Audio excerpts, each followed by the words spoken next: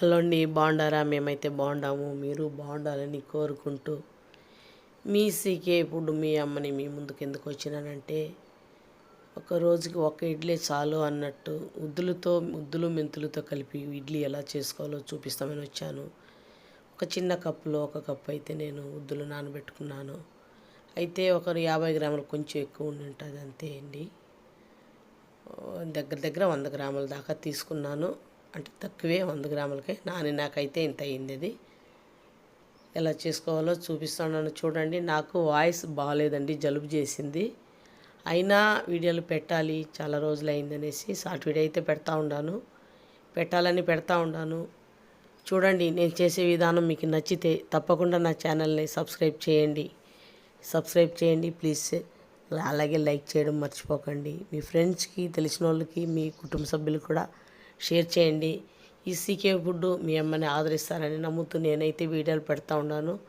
నా వాయిస్ ఒకవేళ మీకు అర్థం కాకుండా ఉండొచ్చేమో, నేను ఇంకా తప్పుదన్నట్టు చేసి పెడతా ఉన్నాను. ఈ విధంగా ఇడ్లీలు చేసుకుంటే మనకు ఆరోగ్యానికి, హెల్త్గా చాలా మంచిది. బలానికి బలం, లిమిట్గా తిన్నట్టు ఉంటుందండి. ఈ విధంగా మీరు కూడా ట్రై చేయండి. ఆవిరిలోనే ఉడకబెట్టుకునేది చూశారు కదా. ఇప్పుడు నేను చేసిన విధానం అయితే, దానికైతే నేను కారం చట్నీ చేసుకున్నానండి. కారం చట్నీ అయితే తినడానికి బాగుంటుంది. దీనికి కొంచెం కారంగా, మరి కారం అయితే ఎక్కువ కొంతమందికి కాదు కదా, కారం తినలేరు. లిమిట్గానే వేసుకున్నాను నేను కారం చట్నీ చేసి. ఈ విధంగా మనము ఇడ్లీకి నీళ్ళు పెట్టి ఒక మంచి క్లాత్ అయితే కట్టుకొని అలా వేసి పోసి నేను ఆవిరిలో ఉడకబెట్టుకున్నానండి.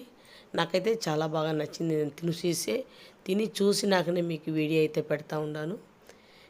ముందైతే నాకు తెలిసి కూడా నేను కూడా అలాగే చేస్తూ ఉన్నానండి. క్లాత్ వేసి ఇడ్లీలు పోసుకుంటామున్నాము.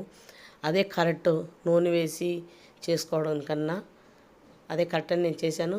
చూసారా, కారం చట్నీకి ఎండుమిరపకాయలు అయితే నేను ముందే నానబెట్టుకున్నాను, ఇడ్లీలు వేయడానికి ముందే. ఎందుకంటే ఇలా నానినాక మనం కారం చట్నీ వేసుకుంటే పండు మిరపకాయ అయితే వేసుకున్నట్టే ఉంటుందండి.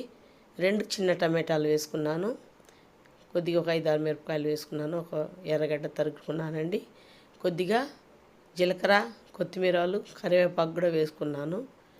జీలకర్ర వేసుకోవచ్చు, కొత్తిమీరలు, కరివేపాకు వద్దనుకున్న వాళ్ళు ఆపేయవచ్చు. అలా వేస్తే వాసన అయితే బాగుంటుందండి. జీలకర్ర అయితే ఖచ్చితంగా మీరు కారం చట్నీకి వేయండి, చాలా బాగుంటుంది. సరిపడా సాల్ట్ అయితే వేసుకున్నాను. ఇదండి, ఈ విధంగా మీరు కూడా ట్రై చేయండి తప్పకుండా. కారం చట్నీ అయితే మీరు చేసే ఉంటారు. ఇడ్లీ కూడా ఈ విధంగా చేసి ఉండరు అనుకుంటాను, కొంతమంది చేసి ఉండొచ్చేమో.